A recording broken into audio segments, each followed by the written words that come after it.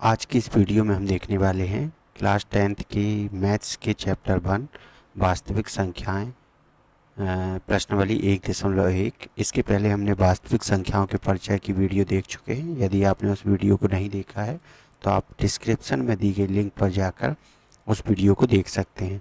तो चलिए इस वीडियो को स्टार्ट करते हैं। तो सबसे पहला क्वेश्चन है हमारा कि निम्नलिखित संख्याओं को अभाज्य गुणनखंड के रूप में व्यक्त कीजिए। तो सबसे पहला है हमारा 140। तो 140 के अभाज्य गुणनखंड करते हैं हम। तो 140 के अभाज्य गुणन, तो सबसे पहले हमने देखा कि जो 140 है वो एक सम संख्या है, एक इवन नंबर है। ये हमने कैसे पता किया? क्योंकि इसका जो यूनिट डिजिट है, इकाई का अंक है, वो 0 2 4 6 8, 0 2 4 6 8 में से एक आ रहा है, इसलिए एक सम संख्या है, एक इवन नंबर है और ये 2 से डिविजिबल भी है। तो इसको हम 2 से डिवाइड कर सकते हैं। 2 7 जा 2 7 14, 0 का 0, फिर 2 से ये फिर से चला जाएगा क्योंकि फिर से 0 आ रहा है। 2 3 6, एक यहाँ जाएगा, तो ये 10 हो गया, 2 पंचे 10। अब ये 2 से डिवाइड नहीं होगा। अब ये इसको 5 से डिवाइड करेंगे हम, तो ये होगा 5 7 35, फिर ये 7 से डिवाइड होगा, तो 7 एकम 7।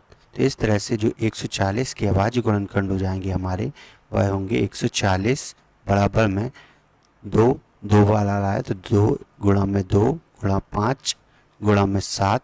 तो इस तरह से 2 2 बार है, तो ये हो जाएगा 2 की घात 2 गुणा में 5 की घात 1 गुणा में 7। ये हमारा आंसर होगा। नेक्स्ट सेकंड क्वेश्चन है। सेकंड क्वेश्चन को देखते हैं। तो सेकंड क्वेश्चन है 156।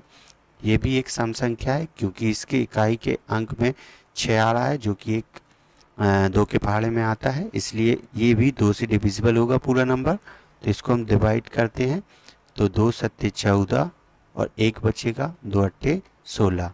नेक्स्ट इसको आगे सॉल्व करते हैं, तो ये फिर से 2 से डिवाइड होगा, 2 3 6, 1 बचेगा, 2 9 18।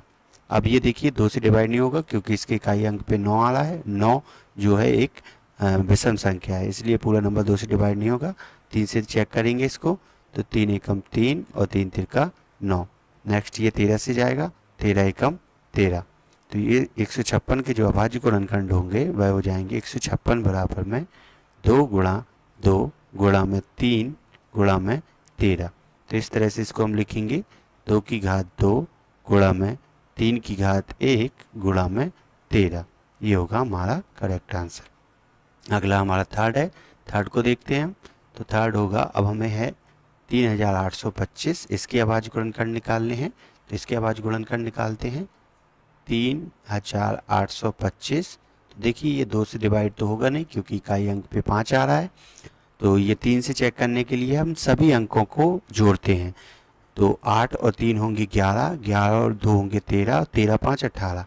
सभी अंकों को जोड़ने पर यदि वो जो हमें संख्या मिलती है 18 जैसे मिली, वो 3 से भाग चला जाता है उसमें, तो ये पूरी संख्या में 3 से भाग चला जाएगा। तो इस 3 से इस पूरी संख्या में भाग जाएगा, देते हैं 3 एकम 3, 3 दूनी 6, 2 बचेंगे, 22 हुआ, 3 7 21, 1 बचेगा, 3 5 15। अब इस फिर से इसको चेक करते हैं, तो 2 और 1 3, 7 3 10 और 5 15, 15 मिला, 15 में 3 से भाग जाता है, इसलिए इस पूरी संख्या में भी 3 से भाग चला जाएगा। हम 3 से भाग देते हैं इस पूरी संख्या में,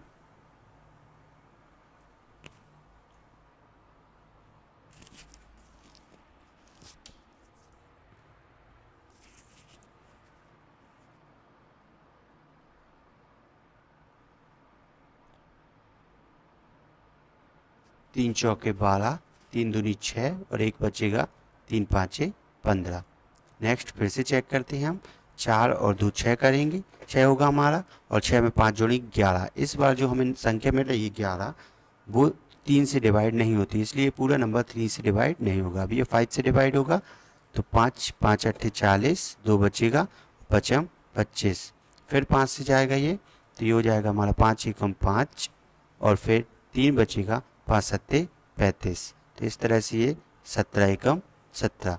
तो इस तरह से हमें जो 3825 की जो अभाज्य गुणनखंड मिलेंगे वह होंगे हमारे इक्वल में 3 गुणा 3 गुणा में 5 गुणा में 5 और गुणा में आ जाएगा 17।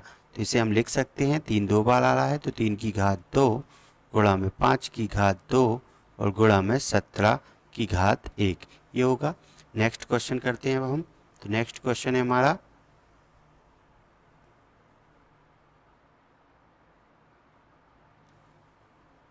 नेक्स्ट क्वेश्चन है 5005।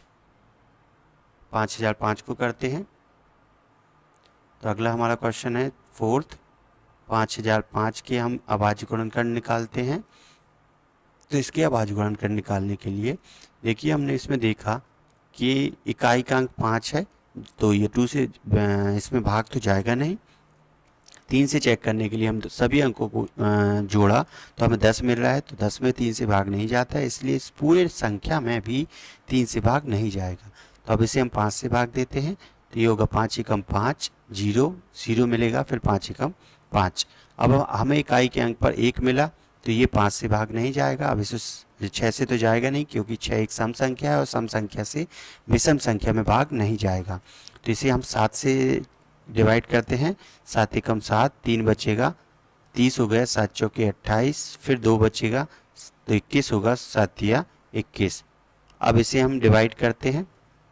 तो इसमें 7 से ये भाग नहीं जाएगा, तो इसको भाग देने के लिए हम आगे चेक करते हैं, 11 से देते हैं। 11 एकम 11, 3 बचेगा, 11 तिया 33। तो अब इससे भाग जाएगा 13 से, 13 एकम 13। तो इस तरह से जो 5005 के हमारे जो अभाज्य गुणनखंड को हम मिलेंगे वो हो जाएगा 5 की घात 1 गुणा में 7 की घात 1 गुणा में 11 की घात 1 गुणा में 13 की घात 1। ये हमारे नेक्स्ट है अब हमारा कि 7429, इसके अभाज्य गुणनखंड निकालते हैं, जो कि हमारा 5वां क्वेश्चन है। 7429 के निकालते हैं। तो ये देखिए, इसको स्टार्ट करते हैं। ये एक विषम संख्या है, क्योंकि इकाई का अंक 9 आ रहा है, तो 2 से इसमें भाग नहीं जाएगा, इसमें सिर्फ एक विषम संख्या से ही भाग जाएगा। तो हम इन सब कुछ 3 से चेक करने के लिए सभी अंकों का योग करते हैं, जो कि मिलता है 22। तो 22 में 3 से भाग नहीं जाएगा, इसलिए इस पूरी संख्या में भी 3 से भाग नहीं जाएगा। तो इस तरह से हम चेक करते हुए आगे बढ़ते हैं। तो 5 से भी नहीं जाएगा, क्योंकि इकाई का अंक 9 है। 7 से नहीं जाएगा, 11 से नहीं जाएगा, 13 से नहीं जाएगा, 15 से नहीं जाएगा, तो इसमें 17 से भाग जाएगा। 17 से देते हैं हम। 17 का पहाड़ा पढ़ेंगे तो हम 17 चौके होगा 68, बचेंगे 6, तो 17 तिया 51, बचेंगे 11, 17 सत्ते 119। तो इस तरह से ये हमें मिलेगा। इसके बाद 17 से चेक करते हैं। 17 दूनी 34, बचेंगे 9, नहीं 17 से नहीं जाएगा। अब इसमें 19 से देके देखते हैं, 19 से भाग जाएगा। 19 दूनी 38, बचेंगे 5, 19 तिया 57। अब इसमें 23 से भाग जाएगा, 23 एकम 23। तो इस तरह से इसके अभाज्य गुणनखंड हमें मिल गए 7429 के 17 की घात 1 गुणा में 19 की घात 1 और 21 की घात 1। इस तरह से ये क्वेश्चन सॉल्व होता है। नेक्स्ट क्वेश्चन पे चलते हैं। नेक्स्ट क्वेश्चन है हमारा कि पूर्णांकों के निम्नलिखित युग्मों के एलसीएम और एचसीएफ ज्ञात कीजिए तथा इसकी जांच कीजिए कि दो संख्याओं का गुणनफल एचसीएफ गुणा बराबर होता है एचसीएफ गुणा एलसीएम के। तो हम इसके एचसीएफ और एलसीएम ज्ञात करते हैं। तो सबसे पहले हमें जब एलसीएम और एचसीएफ ज्ञात करना है तो हम निकाल लेते हैं 26 के अभाज्य गुणनखंड। 26 के जो अभाज्य गुणनखंड होंगे वो होंगे 2 एकम 2 और 2 तिया 6, फिर 13 से जाएगा 13 एकम 13।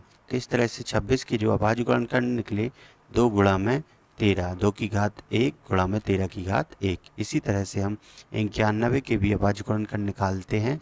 तो 91 में 3 से भाग नहीं जाएगा, 7 से देते हैं। 7 एकम 7, 2 बचेगा, 7 तिया 21। तो इस तरह से 13 एकम 13।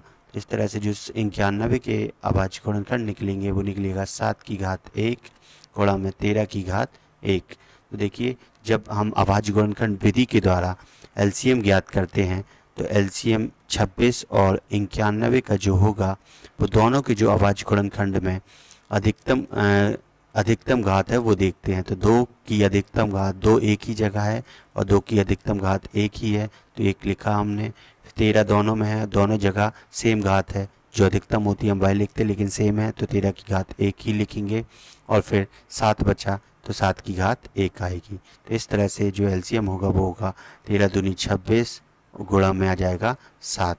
7 का जब इसमें गुणा करेंगे 7 छीन 42 और 7 दूनी 14 और 4 जो हो जाएंगे 18, ये इसका एलसीएम होगा। अब एचसीएफ की बात करें हम तो एचसीएफ का मतलब होगा हाईएस्ट कॉमन फैक्टर 26 और 91 का।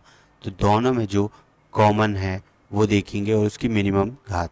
दोनों में कॉमन है 13 और एक दोनों में एक समान घात है, इसलिए 13 की घात 1 इसका एचसीएफ होगा, मतलब 13 इसका एचसीएफ है। नेक्स्ट क्वेश्चन पर चलते हैं। नेक्स्ट क्वेश्चन है 510 और 92 का। इसको पहले वेरीफाई और कर लेते हैं, इसकी जांच करते हैं हम। तो जांच के लिए हमें क्या करना होगा, हम दोनों संख्याओं का गुणनफल जांच करेंगे। यहाँ पे जांच लिखेंगे। जांच क्या होगी, दो संख्याओं का गुणनफल, दोनों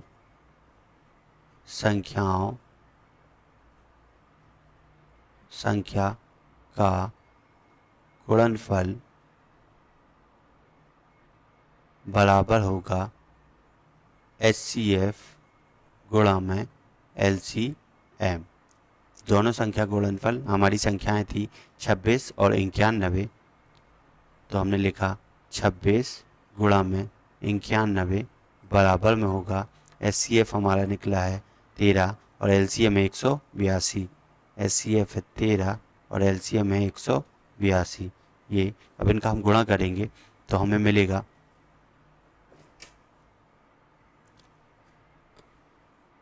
इसका गुणा करते हैं तो मिलता है, जो भी नंबर्स मिलता है हम देख लेते हैं यहाँ पे। तो 26 गुणा में 96 का गुणा करते हैं हम। 26 गुणा 96 जो है हमें मिलेगा 2496, और 13 गुणा 182 करेंगे तो ये भी हमें मिलेगा 2496। तो इस तरह से ये हमारी जांच हो जाती है, दोनों बराबर आते हैं, तो ये हमारी जांच है। नेक्स्ट क्वेश्चन है हमारा कि 510 और 92 का एलसीएम और एचसीएफ ज्ञात कीजिए। तो इसको भी हम करते हैं। तो अब हमारा अगला क्वेश्चन है 510 और 92। अब इसके भी एचसीएफ और एलसीएम निकालते हैं। तो सबसे पहले 510 के अभाज्य गुणनखंड निकालते हैं हम। तो 510 के अभाज्य गुणनखंड होंगे 2 दूनी 4, 1 बचेगा, 2 पंचे 10, 1 बचेगा, 2 पंचे 10। अब इसको हम चेक करते हैं 3 से विभाज्य होगा कि नहीं। तो 3 से विभाज्य हो जाएगा, क्योंकि 5 और 5 10 और 2 12 होते हैं। 12 3 से विभाज्य है। 3 8 24, 1 बचेगा, 3 5 15। इसको फिर से चेक करते हैं तो 8 5 होते हैं 13, 3 से विभाज्य नहीं होगा, 5 से जाएगा, 5 एकम 5, 3 बचेंगे, 5 7 35, और ये 17 एकम 17 हो जाएगा। तो इस तरह से जो इसके अभाज्य गुणनखंड निकले 510 के हो जाएंगे 2 की घात 1 गुणा 3 की घात 1 गुणा में 5 की घात 1 गुणा में 7 की घात 1। इसी तरह से हम 92 के निकालेंगे। तो 92 के जो अभाज्य गुणनखंड होंगे वो होंगे हमारे 2 चौके 8 और 2 छींक 12। फिर आगे चलते हैं, 2 दूनी 4, 2 तिया 6, फिर ये 23 से ही जाएगा, 23 एकम 23। तो ये 92 के जो अभाज्य गुणनखंड होंगे वो हो जाएंगे 2 की गुणा में 2 गुणा में 23। तो इस तरह से इसको हम घात के रूप में लिखेंगे, 2 की घात 2 गुणा में 23 की घात 1। अब इसका एचसीएफ लिखते हैं हम। तो एचसीएफ होगा 510 और 92 का, जो दोनों में कॉमन है और कम पावर दोनों जो कॉमन है वो है 2, और उसकी जो सबसे छोटी घात है वो है 2 की घात 1। तो ये उसका होगा HCF 2। अब इसका LCM लिखेंगे हम। तो LCM लिखना है हमें 510 और 92 का। तो इसमें हमें दोनों की घातें लिखनी, दोनों में के जो गुणनखंड लिखने हैं, और सबसे बड़ी घात, तो दोनों में 2 आ रहा है, इसकी बड़ी घात है 2 की घात 2, तो ये हमने लिखा। और फिर लिखा 3, दोनों में नहीं आ रहा है, लेकिन जिसमें आ रहा है उसकी घात लिखें, 3 की घात 1, फिर 5 की घात 1, फिर आएगा 7 की घात 1 और 23 की घात 1। इसको सॉल्व करेंगे हम, जो आएगा वही हमारा आंसर होगा। तो ये हो जाएगा 4 गुणा में 3 गुणा में 5 गुणा में 7 गुणा में 23। इसको सॉल्व करेंगे हम तो 5 का 4 में गुणा करेंगे तो ये हमें मिलेगा 20, गुणा में 7 का 3 में करेंगे तो ये मिलेगा 21 और ये 23। जब इसको हम सॉल्व करेंगे तो ये हो जाएगा 23 का 20 में करेंगे या 21 का 20 में करेंगे तो ये हो जाएगा 420 गुणा में 23 करते हैं। तो 420 का जब हम 23 में गुणा करेंगे, 420 का 23 में गुणा करेंगे तो हमें मिलेगा 9660। यही हमारा आंसर होता है। नेक्स्ट इसकी जांच हम देख लेते हैं। तो इसकी जांच में भी वही हम करेंगे जैसे पहले क्वेश्चन में हमने की थी। नेक्स्ट क्वेश्चन देखते हैं। ये क्वेश्चन आप करके देख लीजिएगा जांच। अगला है हमारा कि 36 और 54 का सॉल्व कीजिए। तो इसका हम निकालते हैं 36 और 54। तीसरा क्वेश्चन है हमारा 36 और 54 का एचसीएफ और एलसीएम। 36 और 54 का, तो 36 के लिए सबसे पहले इसके हम अभाज्य गुणनखंड निकालते हैं। तो 2 एकम 2, 2 अट्ठे 16, फिर 2 इनाम 18, फिर इसी तरह से आगे बढ़ेंगे। 3 तिरका 9 और फिर 3 एकम 3। ये इसके अभाज्य गुणनखंड निकल गए। तो 36 के अभाज्य गुणनखंड निकलेंगे, लिखेंगे हम 2 2 बार है तो 2 की घात 2, गुणा में 3 2 बार है तो 3 की घात 2। इसी तरह से 54 के लिख लेंगे हम। तो 54 के निकालने के लिए 2 से डिवाइड करेंगे हम। 2 दूनी 4, 1 बचा, 2 सत्ते 14। अब 3 से जाएगा ये, 3 नाम 27, फिर 3 तिरका 9 और फिर आ जाएगा 3 एकम 3। तो इस तरह से जो 54 के अभाज्य गुणनखंड होंगे वो हो जाएंगे 2 एक बार है तो 2 की घात 1 और 3 3 बार है तो 3 की घात 3। तो इसका जो एचसीएफ होगा, एचसीएफ हम लिखेंगे 36 और 54 के दोनों में जो कॉमन है, तो दोनों में 2 आ रहा है तो उसकी सबसे छोटी घात, उसकी छोटी घात जो 1 है वो आएगा। दोनों में 3 आ रहा है, उसकी छोटी घात तो 3 की घात 2, ये तो 2 की घात 1 2 ही होगा और 3 की घात 2, 3 गुणा 3 मतलब 9 और हो जाएगा 9 दूनी 18। ये होगा एचसीएफ। अब एलसीएम लिखेंगे हम। तो एलसीएम होगा हमारा 36 और 54 का दोनों में जो सभी को लिखना है लेकिन मैक्सिमम घात को, अधिकतम घात दो दोनों में आ रहा है लेकिन 2 की अधिकतम घात 2। 3 दोनों में आ रहा है तो उसकी अधिकतम घात जो है 3 की घात 3। इसको सॉल्व करेंगे, 2 की घात 2 होगा 4 और 3 की घात 3 होगा 27। इसको जब सॉल्व करेंगे हम तो ये मिलेगा हमें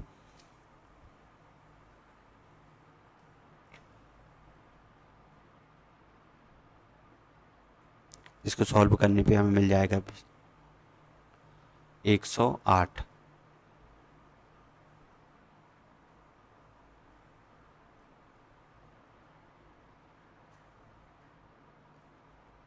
सॉरी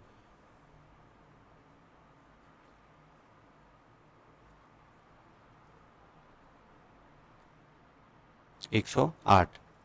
अब नेक्स्ट क्वेश्चन पे चलते हैं हम। नेक्स्ट क्वेश्चन है हमारा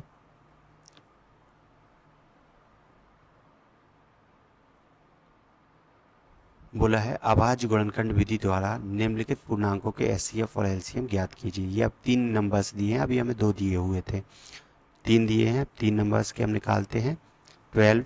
तो सबसे पहले पहले क्वेश्चन को करने के लिए इसके अभाज्य गुणनखंड निकालेंगे हम। तो 2 छींग 12 और फिर इसको करेंगे 2 तिया 6 और फिर 3 एकम 3। तो इस तरह से इसके अभाज्य गुणनखंड हो जाएंगे 12 बराबर 2 की घात 2, 2 2 बार आ रहा है और 3 की घात 1। फिर हम 15 के निकालेंगे। तो 15 का हो गया अभाज्य गुणनखंड 3 5 15 और 5 एकम 5। तो इस तरह से 15 के जो अभाज्य गुणनखंड होंगे वो होंगे 3 गुणा में 3 की घात 1 गुणा में 5 की घात 1। अब 21 के अभाज्य गुणनखंड निकालेंगे हम। तो ये होगा हमारा 3 7 21 और 7 एकम 7। तो इस तरह से 21 के जो अभाज्य गुणनखंड निकलेंगे वो होगा 3 की घात 1 गुणा में 7 की घात 1। अब इसके हम एलसीएम और एचसीएफ लिखते हैं। तो एचसीएफ क्या होता है हमारा, एचसीएफ होगा 12 15 और 21 के जो तीनों में कॉमन है उसकी मिनिमम घात। तीनों में कॉमन 3 है, फैक्टर है, तो ये 3 की घात 1 एचसीएफ होगा मतलब 3। अब एलसीएम लिखें हम।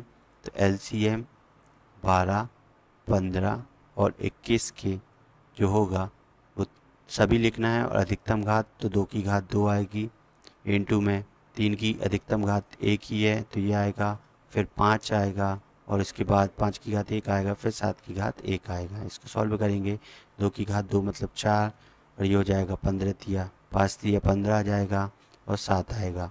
इसको सॉल्व करेंगे तो ये होगा 60 गुणा में आएगा 7, तो ये आंसर आएगा हमारा 420। नेक्स्ट है हमारा 17, 23 और 29 का एलसीएम और एचसीएफ अभाज्य गुणनखंड विधि से। तो इसको सॉल्व करते हैं हम। सेकंड 17, 23 और 29, तो इसका हम निकालेंगे 17 का अभाज्य गुणनखंड, जो अभाज्य गुणनखंड है वो 17 एकम 17 एक ही बार में जाएगा। ये 23 का निकालेंगे हम तो 23 एकम 23 एक ही बार में जाएगा ये, और 29 का निकालेंगे 29 एकम 29 ये भी एक ही बार में जाएगा। इस तरह से जो 17 का हमें मिला इसके अभाज्य गुणनखंड वो मिलेंगे 17 बराबर में 17 की घात 1, 23 का मिला 23 बराबर में 23 की घात 1 और 29 बराबर में 29 की घात 1। फिर आगे करते हैं तो इसका जो HCF होगा 17, 23 और 29 का वो होगा, क्योंकि तीनों में कुछ भी कॉमन नहीं है इसलिए इसका HCF 1 होगा, और LCM जो होगा वह होगा इन तीनों का जो गुणा होगा वही होगा 17 की घात 1 गुणा में 23 की घात 1 गुणा में 29 की घात 1। इसको सॉल्व करेंगे हम तो हमें मिलेगा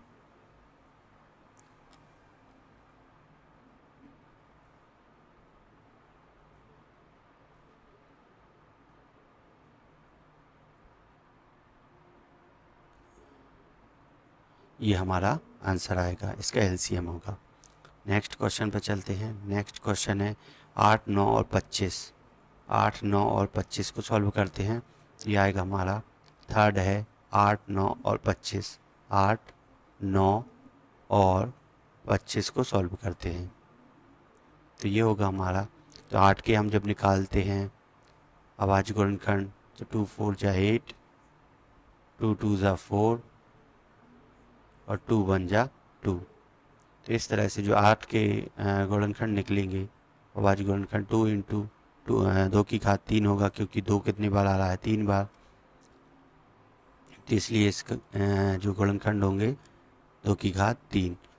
इसी तरह से हम 9 के निकालते हैं तो 9 के हमारे निकलेंगे 3 तिरका 9 और फिर आएगा 3 एकम 3, तो 9 के जो अभाज्य गुणनखंड होंगे वो होंगे 3 की घात 2। 25 के निकालते हैं हम तो 25 के भी इसी तरह से होंगे 5 25 और 5 एकम 5। तो इस तरह से जो 25 के गुणनखंड निकलेंगे वो निकलेंगे 5 की घात 2। जब हम इनका एलसीएम लिखेंगे 8, 9 और 25 का तो हमें मिलेगा 2 की घात 3 गुणा में 3 की घात 2 गुणा में 5 की घात 2। क्योंकि देखिए एलसीएम में हम क्या करते हैं अधिकतम घात लिखते हैं किसी भी नंबर की। 2 की घात 3 कहीं और नहीं आ रहा, अगर आता तो उसकी अधिकतम घात लिखते हैं। 3 की घात 2 कहीं और नहीं आ रहा है किसी और के फैक्टर में, अगर आता तो उसकी अधिकतम घात लिखते हैं। 5 की घात 2 भी नहीं आ रहा है इसलिए ये होगा हमारा। आगे इसको सॉल्व करेंगे हम तो 2 की घात 3 मतलब मिलेगा हमें 8, 2 गुणा 2 गुणा 2 करने पे 8, 3 गुणा 3 करने पे 9, 5 गुणा 5 करने पे 25। अब इसको आधे सॉल्व करेंगे हम तो 25 का 8 में गुणा करने पे आएगा 200 और फिर गुणा करेंगे 9 में तो ये मिलेगा हमें 1800। अब इसका HCF लिखेंगे तो देखा हमने कि तीनों में कुछ भी कॉमन नहीं है 8, 9 और 25 के गुणनखंड में, तो इसका जो HCF होगा वो होगा 1। नेक्स्ट क्वेश्चन पे चलते हैं। नेक्स्ट क्वेश्चन है कि HCF 306 और 657 का 9 दिया है, तो ये हमें गिवन है क्वेश्चन में, तो सॉल्व हम लिखते हैं। यह हमें दिया है कि HCF दिया है 9, LCM हमें निकालना है, पहली संख्या दी है, पहली संख्या दी है हमें, फर्स्ट नंबर दिया हुआ है जो कि है 306 और दूसरी संख्या दी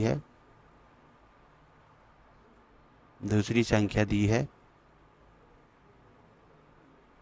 जो कि है 657। तो हमें पता है कि पहली संख्या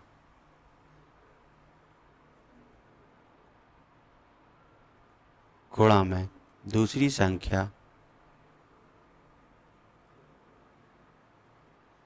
बराबर होता है LCM गुणा में HCF।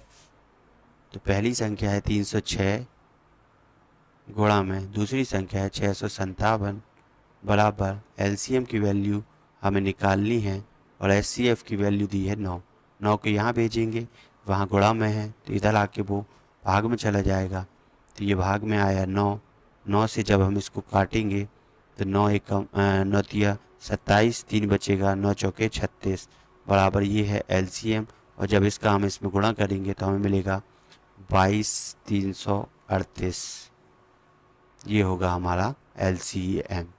नेक्स्ट क्वेश्चन पर चलते हैं। अगला क्वेश्चन है, जांच कीजिए क्या किसी प्राकृतिक संख्या n के लिए संख्या 6 की घात n अंक 0 पर समाप्त हो सकती है। तो देखिए इसका आंसर क्या है।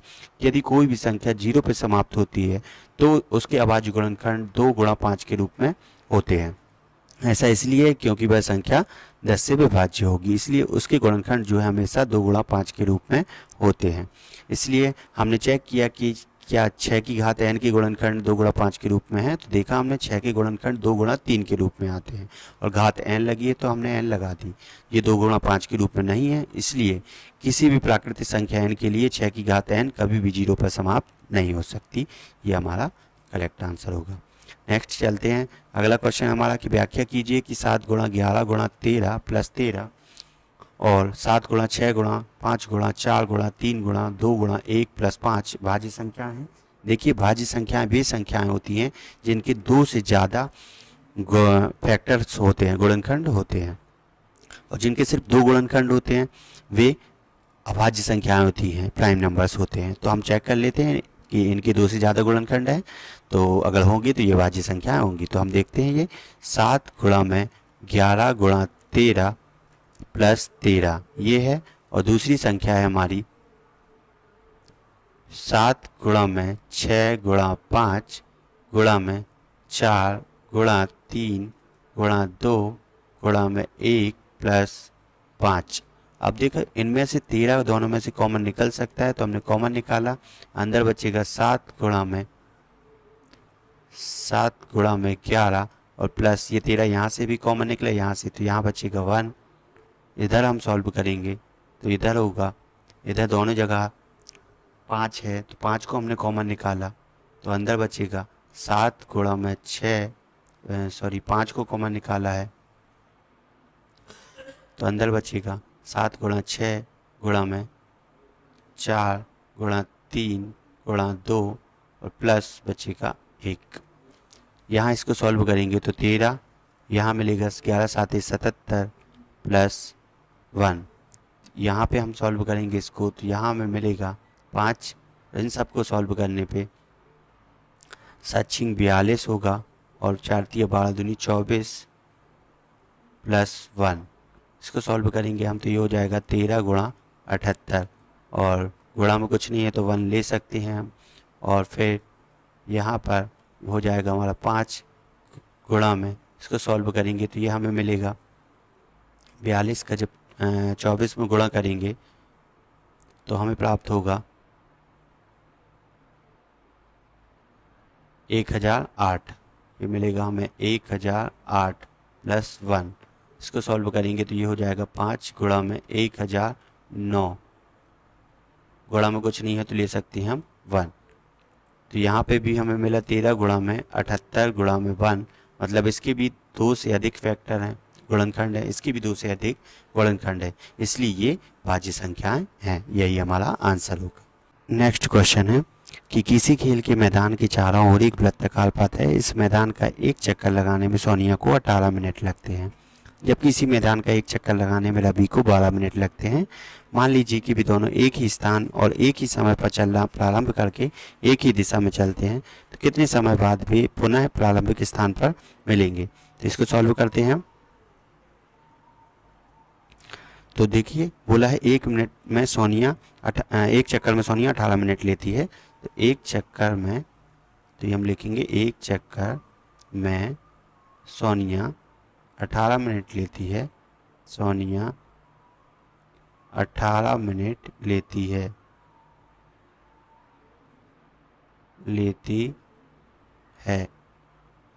दूसरा, रवि एक चक्कर में लिखेंगे हम। रवि एक चक्कर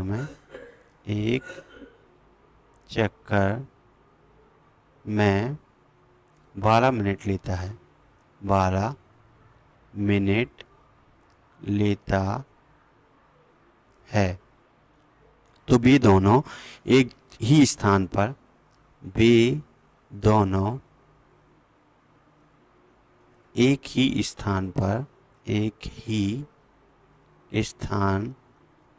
पर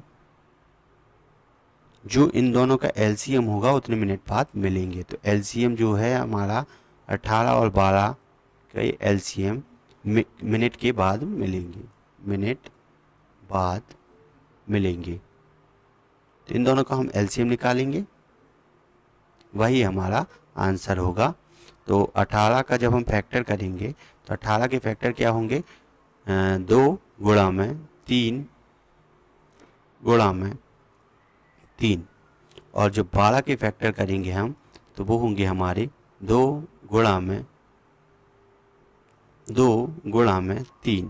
तो इसको हम लिख सकते हैं 2 की घात 1 गुणा में 3 की घात 2, और इसको लिख सकते हैं 2 की घात 2 गुणा में 3 की घात 1। जो एलसीएम होगा 18 और 12 का वो होगा 2 की घात अधिकतम घात है 2, तो 2 की घात 2 गुणा में 3 की अधिकतम घात है 2। तो ये हो जाएगा हमारा 4 गुणा में 3, 3 तिरका 9, और ये हो जाएगा हमारा 36। मतलब दोनों एक दूसरे एक ही स्थान पर 36 मिनट बाद मिलेंगे। ये हमारा करेक्ट आंसर होगा। यदि आपको वीडियो अच्छी लगी तो वीडियो को लाइक व शेयर जरूर करें।